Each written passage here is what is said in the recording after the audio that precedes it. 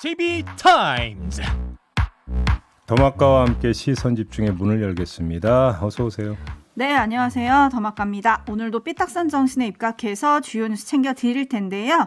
DRM님이 장거리 출장 가는 길 오랜만에 시선 집중 라이브로 듣습니다. 언제나 시선 집중 해주셨네요. 어제도 한 분이 서울로 출장길에 시선 집중 듣고 있다고 그러니까 댓글 달아주신 적이 있었는데 네. 출장 많이 가시네요. 그렇죠. 이 새벽에. 그러니까요. 네. 근데 잊지 않고 저희를 들어주시니 감사합니다. 네. 스르르 잠드셔도 괜찮아요. 다시 듣게 하시면 되니까요. 네. 짱가님, 안개가 심하네요. 꼭 전조등 켜시라고 홍보 부탁드립니다. 어제에 이어서 안개는 계속되고 있습니다. 정말 조심하셔야 됩니다. 네, 9847님, 와글와글한 소식들 가득하다 보니 9월이 휙 지나갔습니다. 그러게요. 정말. 오늘이 9월의 마지막 날이에요. 네. 추석이 있었고 추석 끝나자마자 참 여러 가지 일이 많이 있었고 정말 후딱 지나갔습니다. 맞습니다. 네. 9921님, 경기도 버스 파업이 극적으로 타결됐습니다. 출근길 걱정했는데 다행입니다. 모든 노동자가 파업 걱정 없이 즐겁게 출근할 수 있는 환경이 되는 날을 기대해 봅니다. 정말 그랬으면 좋겠습니다. 네. 자, AS 타임 가시죠. 네, 어제 정진석 국민의힘 비상대책위원장이 국회 교섭단체 대표 연설에 나섰습니다. 제목이 이래요. 세계 질서 재편의 거대한 도전, 응전의 길은 대한민국 대전환입니다. 이런 제목이었는데요. 핵심 키워드는 국민과 민주당이었습니다. 국민이 35차례에 민주당은 야당이란 단어를 포함해서 19차례 등장했는데요. 주요 내용 잠깐 들어보시죠. 집권여당 비상대책위원장으로서 저희들의 부족함을 솔직하게 고백하고 송구스럽다는 말씀을 드립니다. 사사건건 국정의 발목을 잡고 있습니다. 자신들의 기득권을 지키기 위한 망국적 입법 독재를 서슴지 않고 있지 않습니까? 정상 외교에 나선 대통령을 향해 마구자구식 흠집내기를 넘어서 저주와 증오를 퍼붓고 있지 않습니까? 네, 그리고 김진표 국회의장이 제안했던 국회 중진협의회, 그리고 정기국회 기간 동안 민생 법안을 챙기자며 여야 민생경제협의체 구성을 하자 이런 제안을 하기도 했는데요. 네. 정진석 비대위원장의 연설, JB는 어떤 내용을 좀 주목하셨을까요? 저는 따로 있는데요. 이런 이야기를 했습니다. 윤석열 대통령이 민생과 경제를 살리기 위해서 온 힘을 쏟고 있지만 잃어버린 5년의 그림자가 너무 어둡고 짙다. 이런 발언을 했는데요. 네. 이걸 듣는 순간에 한 장면이 저는 떠올랐습니다. 8월 말에 국민의힘 연찬회에 윤석열 대통령이 참석을 해서 이제 이전 정권 탓하지 말자. 이런 얘기 했던 거 기억나십니까? 네. 민생과 경제를 강조하면서 그런 이야기를 했었거든요. 대통령이. 그런데 정진석 비대위원장은 다시 잃어버린 5년. 문재인 정권 탓을 하고 있더라고요. 어떻게 정리를 해야 되는 겁니까? 이거를. 그러게요. 이 정도로만 하겠습니다. 네. 네, 그때의 말과 지금의 말을 좀 대비시켜보는 그런 아침이었습니다. JB타임즈 오늘 주목할 뉴스들 챙겨드리겠습니다. 첫 번째 뉴스는 어떤 건가요? 윤석열 대통령이 어제 해리스 미 부통령과 85분 만났다는 거 아니겠습니까? 해리스 부통령은 윤석열 대통령의 발언 논란과 관련해서 개의치 않는다면서 바이든 미국 대통령은 윤석열 대통령의 깊은 신뢰를 갖고 있다고 전했다고 하고요. 윤석열 대통령은 인플레 감축법과 관련해서 양국이 한미 FTA 정신을 바탕으로 상호 만족할 만한 합의 도출을 위해 긴밀히 협력하길 기대한다. 이렇게 말했고 해리스 부통령은 인플레 감축법 집행 과정에서 한국 측의 우려를 해소할 방안을 마련할 수 있도록 잘 챙겨보겠다. 이렇게 대답을 했다고 합니다. 네. 자, 여기서 이 집행 과정이라고 하는 게 상당히 중요한 개념인데 법의 세부 이행 규정을 만드는 절차를 의미하는 것이다. 대통령실이 이렇게 설명을 했다고 합니다. 네, 알맹이가 있다고 봐야 될까요?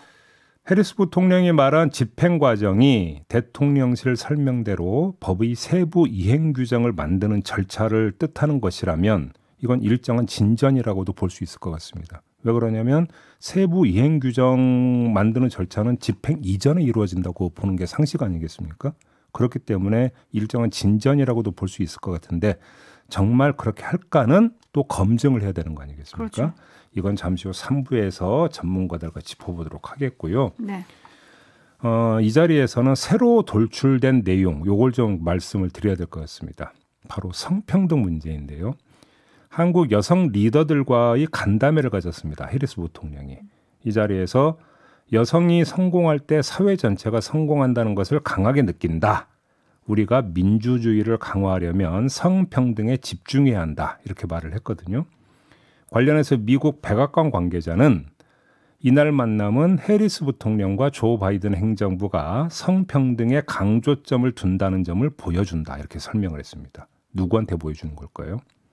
그리고 해리스 부통령 본인도 방한 전에 뉴욕타임스와의 인터뷰에서 체계적인 방식으로 이 문제, 그러니까 한국 내 성평등 문제를 제기할 방법을 찾기 위해 한국의 여성 지도자들과 라운드 테이블 회의를 개최할 것이다. 이렇게 말을 했다고 하거든요. 네. 그러면 윤석열 정부의 정책에 대한 문제 제기를 하고 있다. 뭐 이렇게 이해를 해야 되는 겁니까? 그렇게 해석을 해야 되지 않겠어요? 해리스 부통령이 본인 입으로 한국 내 성평등 문제를 제기할 것이다. 이렇게 말을 했다고 하니까 뭘 더 분석하고 해석할 게 있겠습니까? 결국 윤석열 정부의 구조적 성차별은 없다는 기본 인식, 그리고 여성가족부 해체 공약과 같은 정책 내용에 대해서 문제를 제기한 것으로 볼 수밖에 없는 거 아니겠습니까? 자, 이 문제는 어제 접견에서도 잠깐 이야기가 됐다고 하거든요. 윤석열 대통령이 여성 지도자를 만나는 것으로 알고 있다. 우리 사회의 여성 참여가 보다 적극적으로 이루어지는 과정에서 오늘 여성 지도자 환담이 유익한 결과를 내기를 기대한다. 이렇게 말을 했고, 이에 해리스 부통령이 미국 정부는 여성 역량 강화 문제에 깊은 관심을 갖고 있다. 이렇게 말을 했다고 하거든요. 그럼 이 얘기는 한국 정부는 어떻습니까? 라고 묻는 건가요? 뭐 그렇게도 해석을 할 수 있겠죠. 뭐 비단 해리스 부통령만이 아니죠. 아마 여러분들 다 기억하실 텐데 윤석열 대통령 기자회견에서 그때 워싱턴 포스트 기자였나요? 윤석열 대통령에게 대놓고 이 문제를 질문했던 거 기억나십니까? 자, 국제사회가 예사롭지 않은 시선으로 윤석열 정부의 성정책을 주시하고 있다. 이렇게 봐야 하는데 과연 이런 국제적 시선에도 윤석열 대통령이 여가부 폐지 같은 기존 입장을 밀어붙일 것인가? 여기 좀 또 하나의 관전 포인트로 부상을 했다. 이렇게 봐야 될 것 같습니다. 아하, 그렇게 또 연결이 되는군요. 하지만 뭐 이거는 이미 김현숙 장관에게 미션으로 주신 거라서 과연 어떻게 할지 좀 궁금한데요. 말 나온 김에 윤석열 대통령이 지난 27일이었죠. 세종시의 한 국공립 어린이집을 방문한 영상이 좀 뒤늦게 어제 많이 회자가 됐는데 네. 좀 논란이 되고 있습니다. 네, 이 자리에서 윤석열 대통령이 아나바다가 뭐냐 이렇게 묻는 장면이 일단 먼저 눈길을 끌었고 인구의 회자가 됐죠. 네. 뭐 그건 그렇다고 치겠습니다. 아나바다 설명 안 드려도 다 알죠? 그래도 참고로 설명드리면 아껴 쓰고 나눠 쓰고 바꿔 쓰고 다시 쓰고. 네. 네. 근데 더 중요한 것은 여성, 저출산, 육아 정책을 관통하는 기본 인식 관련 장면인데요. 그 장면 한번 함께 보시죠. 난 아주 좀 어린 그 영유 아들은 저 집에서만 있는 줄 알았더니 아주 어린 애기들도 여기 오는구나. 2살 안 되는 애들. 6개월부터. 아, 6개월부터. 그래도 뭐 걸어는 다니니까. 아, 네. 걔네들은 뭐예요? 네, 여기서 걔네들은 이제 어린이집에 오는 6개월 된 아이들을 얘기를 하는 거죠. 네. 네, 이 장면을 보고 부모들이 뭐 좀 한숨 쉰다 이런 보도가 있기도 했는데 어떻게 봐야 될까요? 뭐 제가 임의적 기준을 가지고 평가를 하지 않겠고요. 윤석열 대통령의 말을 기준 삼아서 또 윤석열 대통령의 말을 한번 평가를 해보겠습니다. 윤석열 대통령은 어린이집 방문하기 전에 이런 그 당부 지시를 한 바가 있습니다. 인구 감소 문제 해결을 위해서 포퓰리즘이 아닌 과학과 데이터에 기반한 실효성 있는 정책 추진이 필요하다. 그러면서 양육 환경 개선과 부모 지원 등 근본적인 대책을 추진하라. 이렇게 말을 했거든요. 자, 그러면 윤석열 대통령이 어린이집에서 그 보여줬던 인식은 과학과 데이터에 입각한 정밀한 인식인가? 라는 궁금증이 생기지 않겠습니까? 답은 안 해도 되겠죠. 네, 이 영상 보고 매일 아침 출근하며 떨어지지 않으려고 우는 아이를 어린이집에 맡겨야 하는 부모들의 심정을 아느냐 좀 울먹이시는 분들도 계시긴 하던데요. 네. 근데 이 행사가 공개 행사잖아요. 네. 대통령 여기 가서 그 어린이집 아이들하고 시장 보기 놀이도 직접 참여하고 그러셨거든요. 네, 저도 영상으로 봤어요. 네, 근데 공개 행사인데 가기 전에 그러면 참모들이 우리가 지금 갈 곳은 어떤 어린이집이고 여기는 몇 살부터 몇 살까지 아이들이 있고 이런 어린이집의 역할은 뭐고 전체적인 보육 환경, 그 구조 이런 거 브리핑 하지 않나요? 그게 상식이겠죠. 그렇죠? 다들 그렇게 알고 있을 것 같은데 뭔가가 지금 그 구멍인 것 같다는 느낌이 들잖아요. 근데 이게 이번에 처음 느끼는 경험이 아니지 않습니까? 그게 문제 아니겠습니까? 그러니까요. 라라라님, 유아가 6개월이면 걸어 다니나요? 네, 천재인가 보죠. 아즈매님, 어린이집에 몇 살부터 다니는지도 모르면서 육아 정책을 말하다니 기가 막힙니다. 라는 의견 보내주셨고 클레마티스님은 아나바다는 유치원생도 다 압니다. 라는 의견 보내주셨고 밥하기 싫은 여자님은 우리 애들은 12개월 돌 지나서 걸었습니다. 그런데 저는 대통령의 반말이 조금 거슬리네요. 아무리 애들이지만 걔네들이라니요. 라고 해주셨어요. 뭐 이런 평가는 촌철님들께 맡기도록 하겠고요. 그리고 앞서서 미 해리스 부통령이 이제 여성 정책 관련한 얘기를 꼬집었다라고 하면서 이제 시선 집중해야 할 포인트를 말씀해 주시긴 하셨는데 네. 또 북한이 도발을 어제 또 하기도 했고요. 네, 그리고 또 쐈죠. 예. 네, 한미 간의 지금 주요 쟁점으로 떠오른 인플레 감축법에 대해서도 윤석열 대통령과 해리스 미 부통령이 의견을 좀 교환했다는 거 아니겠습니까? 이런 거에 대한 현안은 저희가 잠시 후 3부에서 조금 더 깊이 있게 분석을 해드릴 테니까 그 점은 또 3부를 시선 집중해 주셨으면 좋겠습니다. 그러시죠. 제이비타임즈 다음 주목할 뉴스는 어떤 겁니까? 자, 이번엔 김대기 비서실장이 나섰습니다. 윤석열 대통령의 비속어 논란과 MBC 보도에 대해서 입장을 내놨는데 자, 두 파트로 나눠서 제가 전해드릴 텐데요. 먼저 EXX와 바이든이라는 표현이 있었는가 없었는가.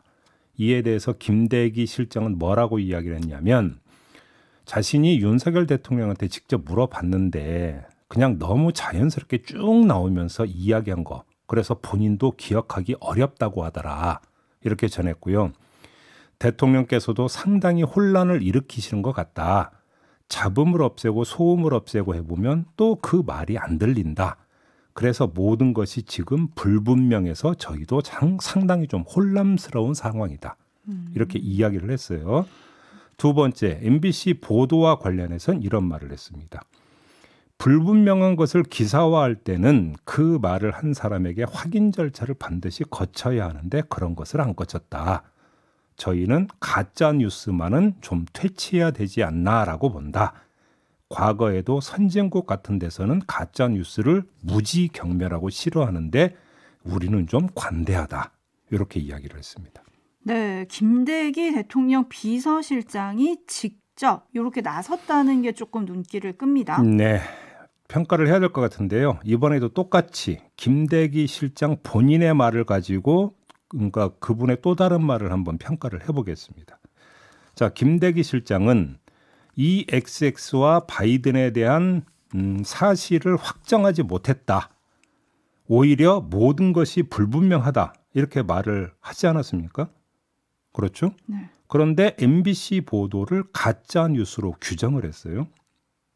이거는 모순입니다. 자, MBC의 보도를 가짜 뉴스로 특정을 하기 위해서는 사실을 먼저 확정을 해야 합니다. 사실이 이거인데 MBC 보도는 이 사실과 다르게 보도를 했으니까 가짜 뉴스다. 논리 구조는 이렇게 성립이 돼야 되는 겁니다. 이건 ABC 아니겠습니까? 그렇죠. 그런데 김대기 실장 본인이 불분명하다. 혼란스러운 상황이다. 이렇게 말했잖아요. 네. 그리고 그가 전한 윤석열 대통령의 기억은 흐릿하고 또한 추정일 뿐이지 않습니까? 그러면 사실이 특정이 된 겁니까? 아니지 않습니까? 근데 이제 불분명한데 그거를 단정지으면 안 된다 이렇게 얘기를 하고 있는 거죠. 지금 네. 대통령실은. 그러니까 김대기 실장은 확인을 할 수 없으니까 비속어로 썼다고 단정할 수 없는데 MBC는 그렇게 단정해서 보도한 거 아니냐 이런 논리잖아요. 네네. 그러면 그 역의 논리도 성립이 되는 거죠. 그러면 불분명하기 때문에 MBC 보도가 그러니까 가짜 뉴스라고 단정할 근거도 없는 거 아닙니까? 그런데 왜 가짜 뉴스로 규정을 합니까? 대통령실을 대표해서 김대기 실장이 입장을 밝힐 거라면 최소한 논리적 정합성이라도 갖추고 말을 해야 되는 거 아니냐 이 말씀을 정중히 드리고 싶은 거고요. 아울러 제가 그 전해드린 맨 마지막에 관대하다라는 표현을 썼다라는 부분 전해드리지 않았습니까? 네네. 지금 대통령실이 무엇을 처분하는 주체의 태도를 입에 올릴 계제는 아닌 것 같다. 이 말씀도 함께 드리도록 하겠습니다. 네, 일반인님이 가짜 뉴스는 없어져야 합니다. 단 내가 말하는 건 가짜 뉴스가 아니다라고 물음표 찍어주셨고요. 반면에 1592님은 사람들이 지나가듯 한 얘기를 모두 다 기억하지는 않습니다. 이런 반론 있었고요.